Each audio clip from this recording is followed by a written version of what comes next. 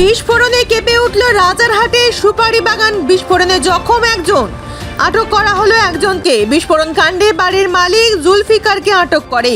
দক্ষিণ নারায়ণপুরের সুপারি বাগানে ভাড়া বাড়িতে বিস্ফোরণ। ওই বাড়িতে ভাড়া থাকতেন মোহাম্মদ শামীম নামের এক ব্যক্তি। মোহাম্মদ শামীম স্থানীয় দুই নাবালকের হাতে একটি ব্যাগ পাঠিয়েছিলেন। মোহাম্মদ শামীম বলেছিলেন দুই নাবালককে ব্যাগটি ঘরে রেখে আসতে। পরে সেই ব্যাগ থেকে ভয়ঙ্কর বিস্ফোরণে কাঁপল সুপারি বাগান। বিস্ফোরণের ফলে জখম হয় এক ব্যক্তি, এমনটাই দাবি স্থানীয়দের। জ্যোতির্ময় রায় জানান, অভিযুক্ত শামীম কামারহাটির বাসিন্দা। কামারহাটির বাসিন্দা আছে। তো 2-3 দিন আগে এসেছিল এখানে। তারপরে দরজাটা লক অ্যান্ড কি ছিল, পুরো ঘরটা। তো একটা বোম ব্লাস্ট হয়েছে, যে কিছুটা হালকা একটু ইম্প্যাক্ট হয়েছে, যেহেতু বন্ধ ছিল।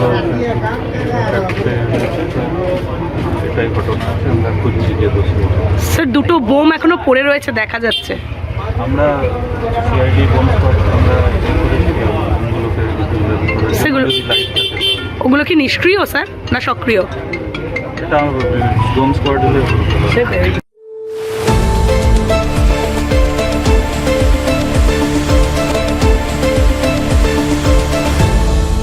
আপনারা দেখছেন এই বেলা বাংলা, শিরোনামে সবার আগে।